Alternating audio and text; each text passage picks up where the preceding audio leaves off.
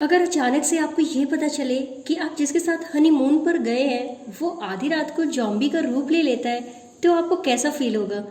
तो कहानी की शुरुआत में हमें समंदर की गहराई दिखाई जाती है जहाँ पर अर्थ की गैसेस रिलीज हो रही हैं।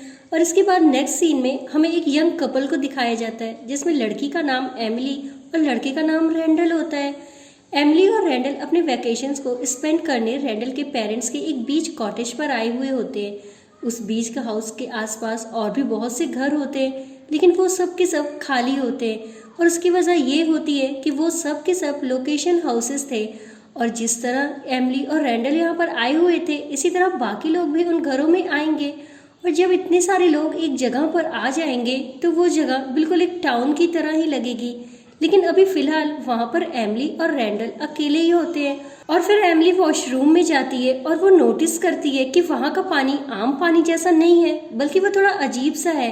और इसके अलावा उसे ये बात भी काफ़ी अजीब लगती है कि वहाँ एक केबिन मेडिसिन से भरा हुआ है।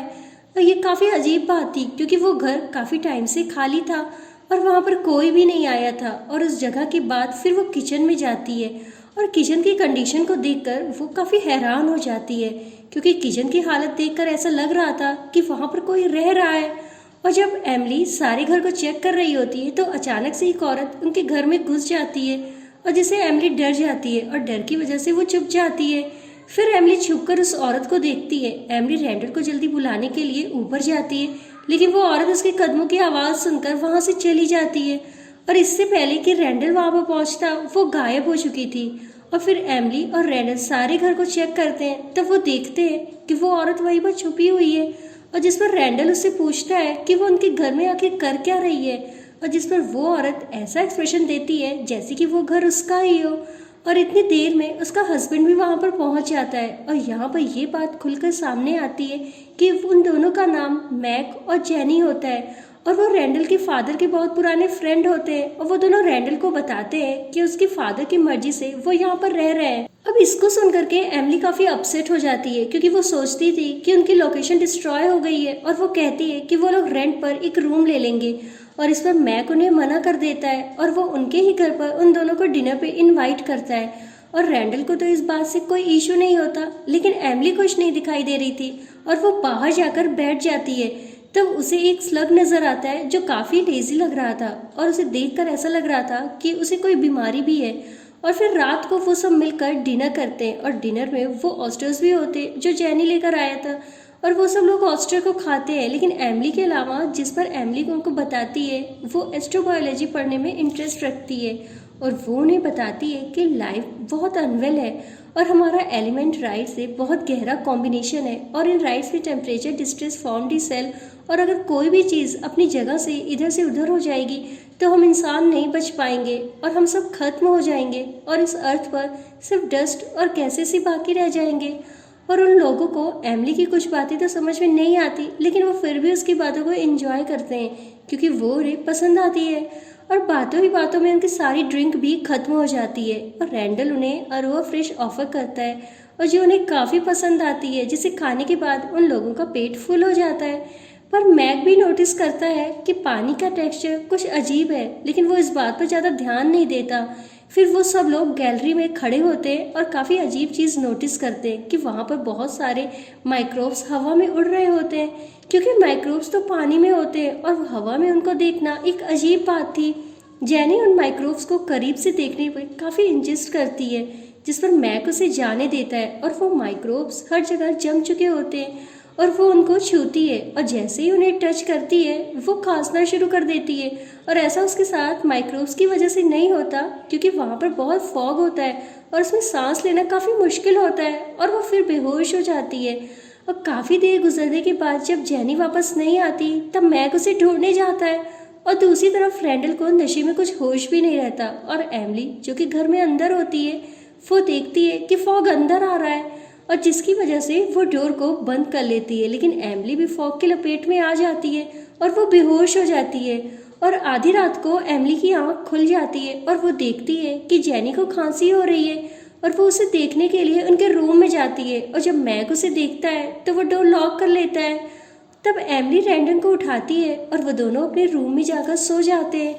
और एमिली और रैंडल जब सुबह को उठते हैं तब उन्हें बॉडी पेन और हेडेक हो रहा होता है और वो फिर बीच पे जाने का फैसला करते हैं। और जाने के बाद जब वो नीचे उतर के आते हैं तो वो देखते हैं कि जेनी जो कि चुपचाप बैठी हुई है वो उन लोगों की बातों का कोई जवाब नहीं दे रही थी। एमिली उसके पास आती है तो वो देखती है कि उसने अपनी सारी मेडिसिन को खत्म कर ली है और उसके करीब आकर देखती है तब जेनी की सारी स्किन उतर रही होती है और वो दोनों मैग को ढूंढने के लिए बाहर जाते हैं और उसे ढूंढते ढूंढते वो बीच के पास आकर बैठ जाते हैं।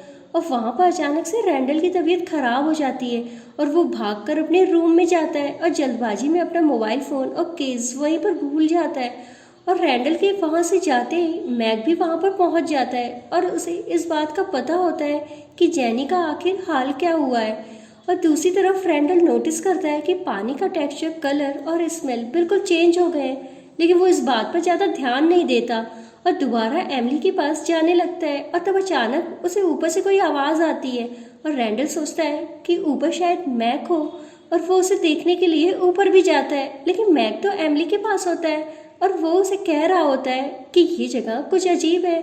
और उसके बाद वो स्विमिंग के लिए चला जाता है और समुद्र में कुछ दूर जाने के बाद वो गायब हो जाता है और एमिली जल्दी से भागकर पानी में थोड़ा आगे जाती है और तभी उसका एक पैर एक जेलीफिश के ऊपर आ जाता है और जो कि एमिली को काट लेती है। और एमिली देखती उसके जख्म में एक कीड़ा लग रहा होता है और फिर एमिली चारों तरफ देखती है तो वो नोटिस करती है कि वही जेलीफिश किनारे चारों तरफ फैली हुई है और वो जल्दी से भागकर घर में आ जाती है और किचन के किसी इंस्ट्रूमेंट से उस कीड़े को निकालती है।